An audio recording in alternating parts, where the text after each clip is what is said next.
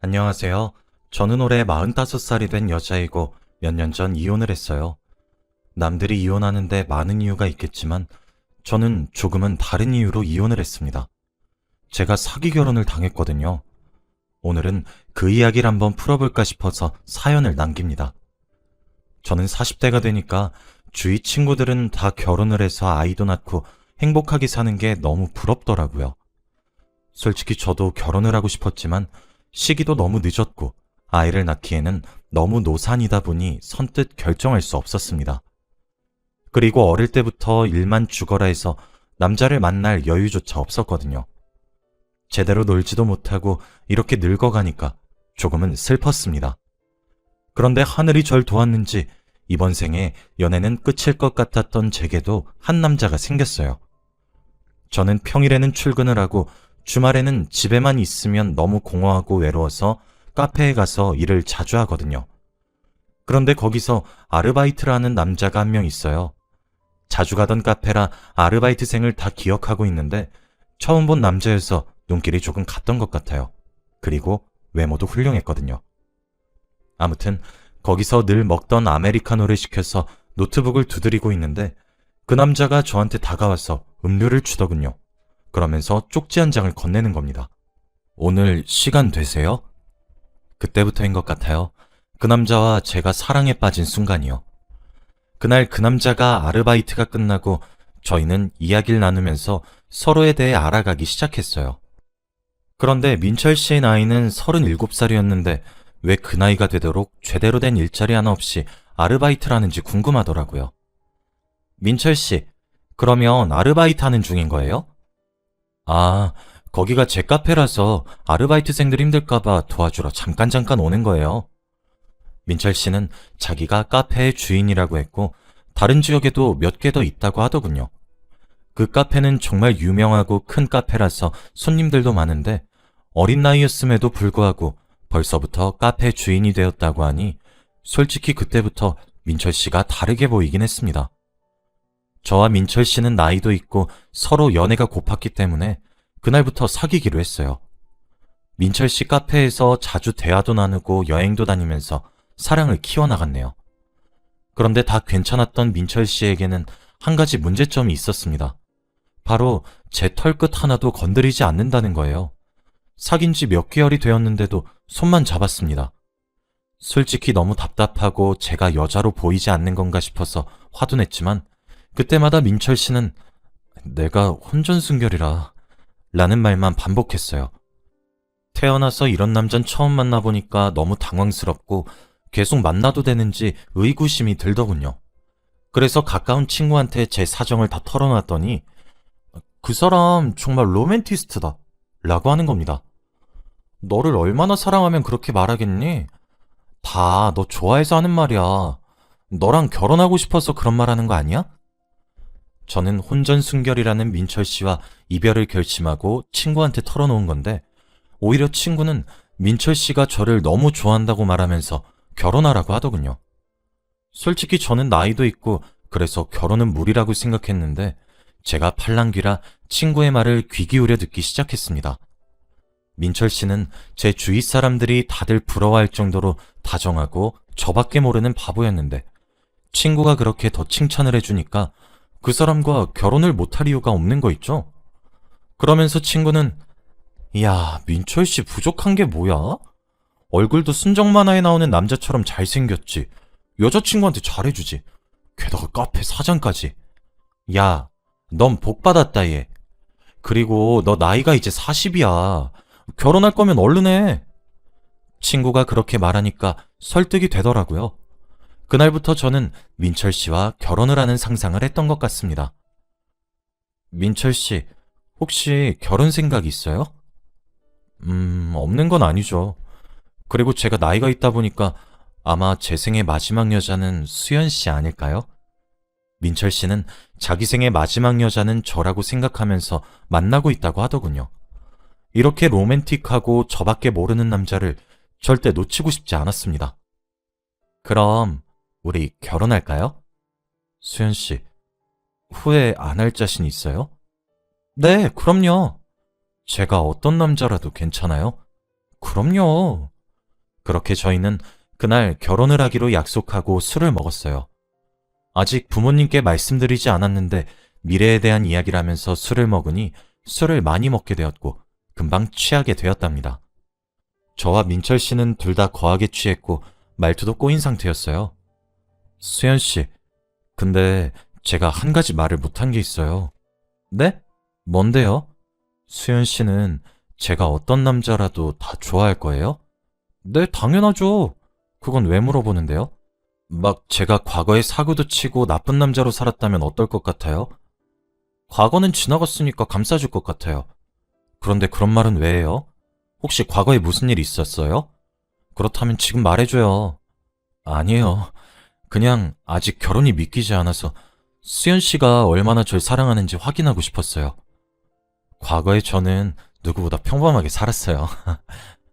민철 씨는 자기가 여자와 깊은 관계를 가진 게 처음이라 아직도 꿈을 꾸는 것만 같다고 하더군요.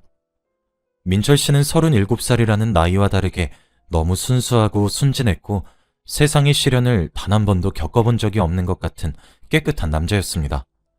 그리고 저희는 양가 부모님께 인사를 드리러 갔어요.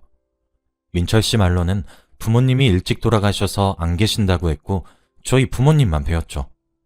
그런데 민철 씨는 어른들이 굉장히 좋아할 인상과 성격인데 이상하게 저희 아빠가 결혼을 반대하는 거 있죠?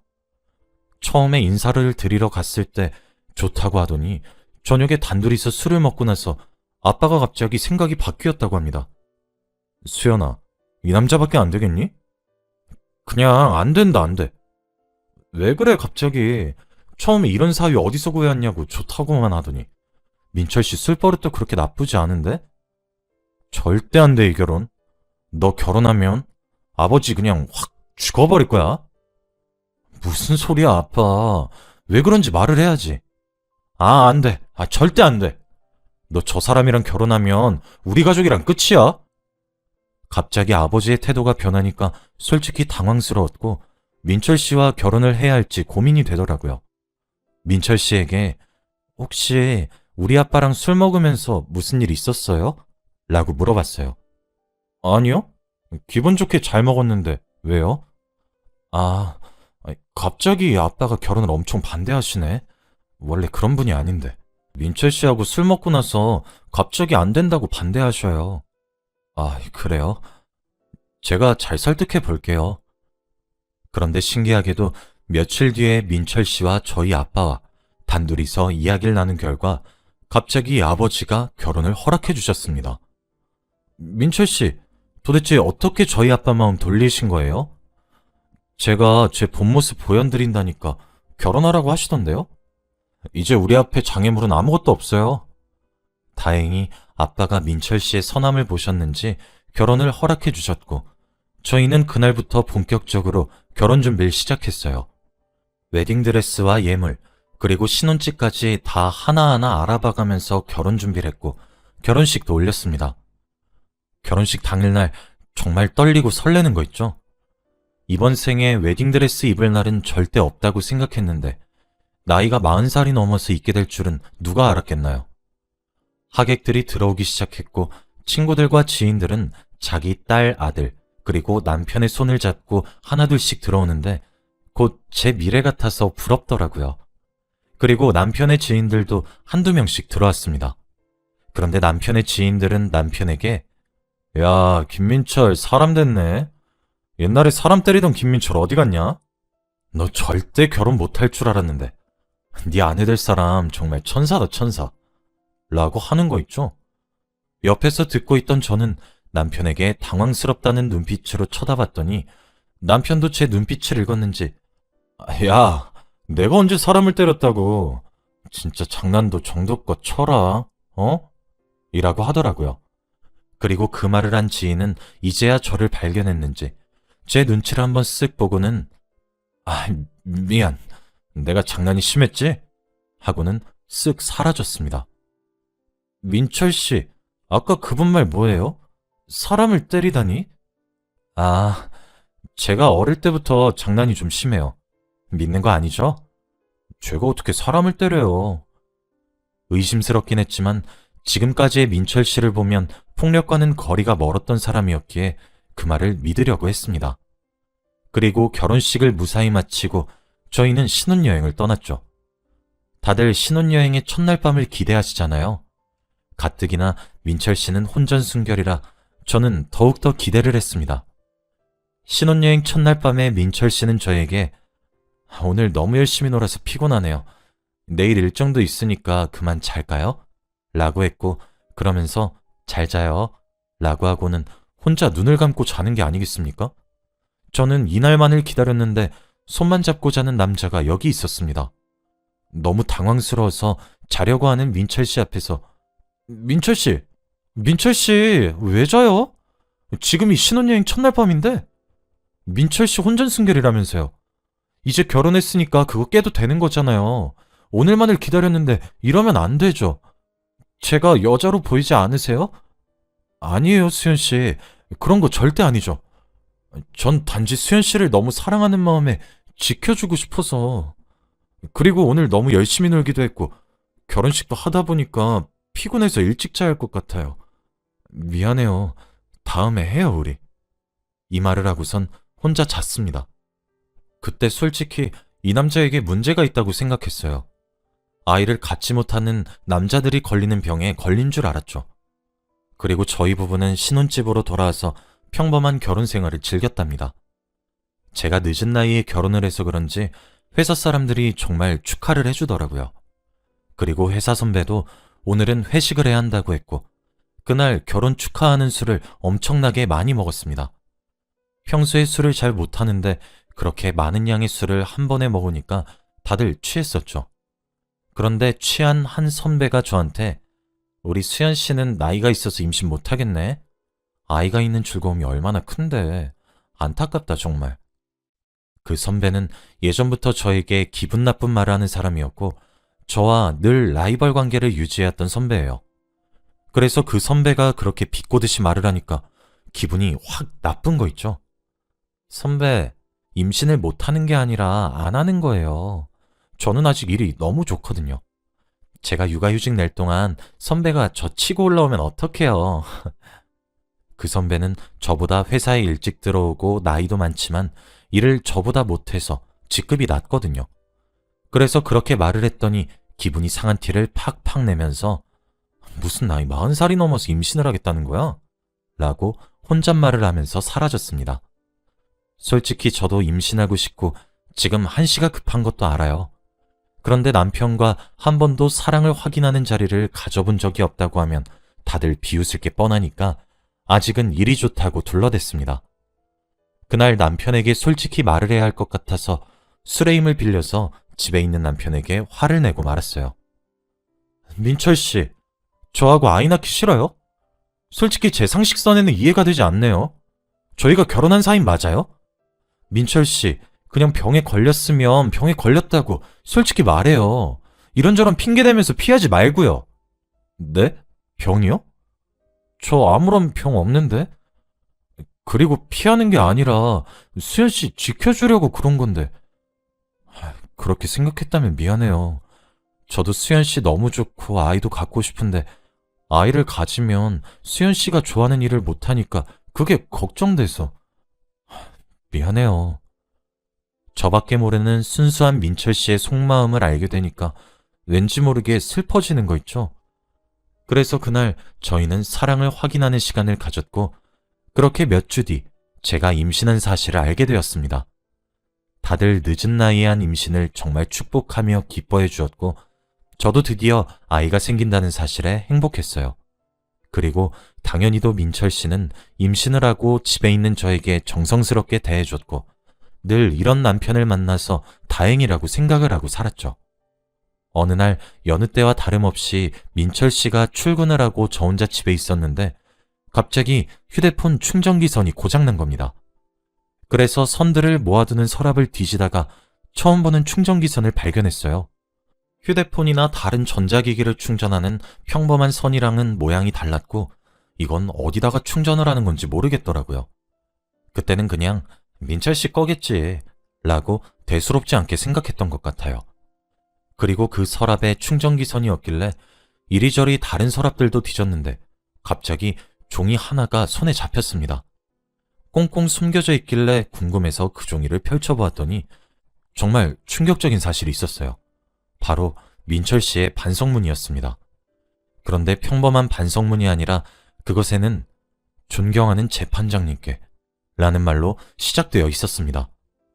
반성문을 쓰다가 말았는지 끝까지 마무리가 되어 있진 않았지만 거기에 쓰여진 말을 보면 정말 충격적이었죠.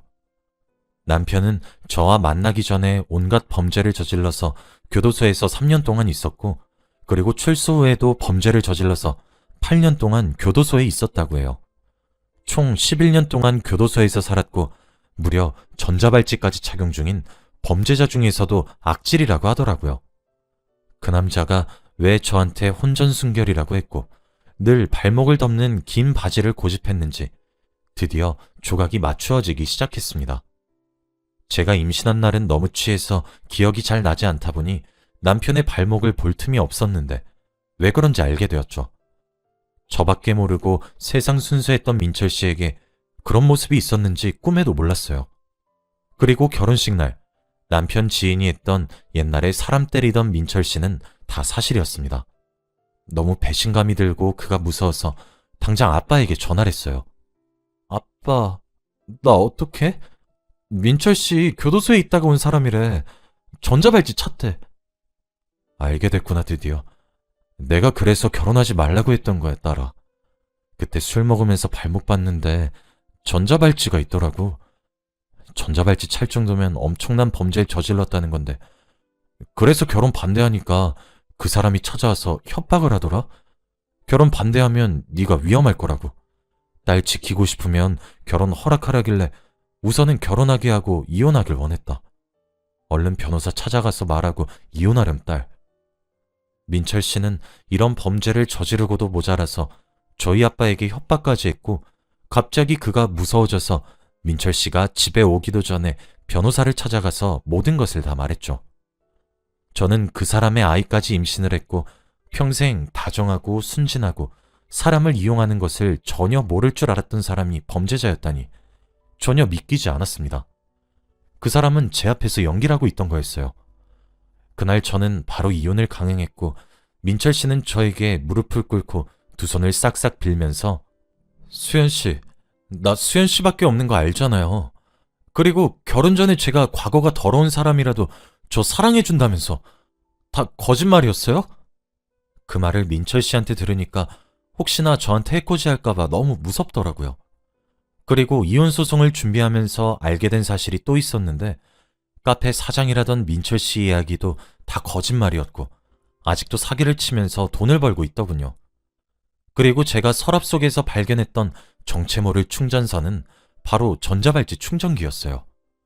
아직도 범죄를 저지르고 있는 그 사람의 만행이 밝혀지자 또 교도소로 갔네요. 그리고 아이는 저 혼자 낳고 잘 키우고 있습니다.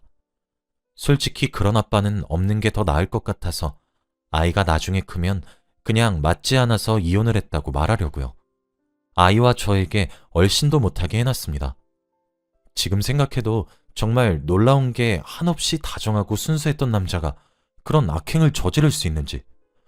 카페 사장 일을 해서 번 돈들이 알고 보니 사기를 쳐서 번 돈이었고 아직도 꿈을 꾼 것만 같고 잘 믿기지 않아요. 여러분들도 꼭 남자 잘 만나시길 바랍니다. 제 이야기는 여기까지이고 들어주셔서 감사합니다.